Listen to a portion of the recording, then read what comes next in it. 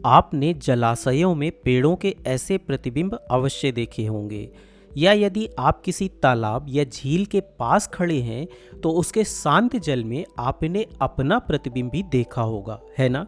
इसका कारण यह है कि प्रकाश किसी चिकनी सतह से टकराकर किसी न किसी दिशा में वापस लौट सकता है, जिससे ये प्रतिबिंब हमें दिखाई देते हैं। यह पानी की सतह से टकराकर भी इस तरह लौट सकता है।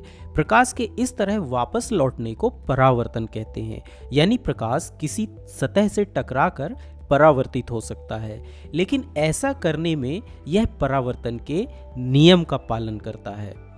आइए एक सरल क्रियाकलाप के द्वारा परावर्तन के नियम को समझते हैं। तो इस क्रियाकलाप के लिए हमें एक समतल दर्पण की आवश्यकता होगी। हमें इस समतल दर्पण को दीवार या किसी वस्तु के सहारे पूरी तरह से लंबवत यानी 90 डिग्री के कोण पर रखना होगा। इसके अलावा हमें एक कार्डबोर्ड का टुकड़ा या कोई ऐसी चीज भी चाहिए होगी जिसमें हम कुछ पिन लगा सकें। इसके लिए हमें 4 पिनों की भी आवश्यकता होगी। तो सबसे पहले हम 2 पिनों को कार्डबोर्ड पर सीधा लगाएंगे। कुछ इस तरह से हमें पिन को लगाना होगा और इसके बाद हम दूसरी तरफ जाएंगे और बची हुई 2 पिनों को भी लगाएंगे। लेकिन ऐसा करते समय हम यह ध्यान रखेंगे कि ये दोनों पिन पहले की दोनों पिनों के साथ एक सीधी रेखा में हो, यानी हमें सारी चारों पिनों को सीधी रेखा में रखना होगा। इसके लिए हम समतल दर्पण में पहली 2 पिनों के प्रतिबिंब को देखेंगे। हालांकि हमें एक ही प्रतिबिंब दिखेगा क्योंकि दूसरा प्रतिबिंब उसके पीछे होगा, और इस तरह से इन दोनों पिनों के प्रतिबिंब के साथ हम एक सीधी रेखा में बाकी दोनों पिनों को भी लगा देंगे। इस प्रकार सभी 4 पिन, जिनमें से 2 पिन वास्तविक हैं जिन्हें हम छू सकते हैं और 2 पहली वाली पिनों के प्रतिबिंब हैं, हालांकि उनमें से एक का ही प्रतिबिंब हमें दिखाई देगा क्योंकि दूसरा उसके पीछे है। ये चारों पिन एक सीधी रेखा में होनी चाहिए।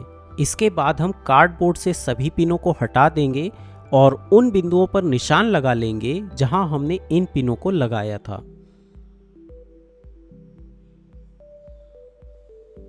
अब हम बाईं ओर के 2 बिंदुओं को और दाईं ओर के 2 बिंदुओं को सीधी रेखा में मिलाएंगे। इसके साथ ही हम दर्पण के लंबवत एक अभिलंब भी बना लेंगे। अब यदि हम इन दोनों कोणों को नापने की कोशिश करें तो दाईं तरफ का कोण हमें लगभग 35 डिग्री का मिलता है, और इसी तरह से यदि हम बाईं तरफ के कोण को नापें तो यह भी हमें लगभग 35 डिग्री का मिलता है। हालांकि ये बिल्कुल समान नहीं है, क्योंकि जिस तरह से मैंने पिनों को लगाया था या जिस तरह से मैंने दाईं और बाईं ओर के बिंदुओं को सीधी रेखा में जोड़ा है, उसमें कुछ त्रुटि हो सकती है। वास्तव में इस तरह के माप बहुत सटीकता के साथ करने होते हैं, और यदि आप सटीकता के साथ इन्हें माप सकें तो आप पाएंगे कि ये दोनों कोण बिल्कुल बराबर हैं। तो इस कोण को आपतन कोण कहा जाता है और इस कोण को परावर्तन कोण कहा जाता है। और परावर्तन का नियम यह कहता है कि आपतन कोण हमेशा परावर्तन कोण के बराबर होता है। आइए इसे एक लेजर की सहायता से और अच्छी तरह से समझें। तो मेरे पास एक लेजर है और मैं इस लेजर से प्रकाश की किरणों को समतल दर्पण पर डाल रहा हूँ। यह हम देख सकते हैं कि किरणें कैसे परावर्तित हो रही हैं। अब यदि हम आपतित किरण और परावर्तित किरण का आरेख बनाएं तो ये हमें कुछ इस तरह से दिखाई देते हैं, और अभिलंब दर्पण के लंबवत होगा।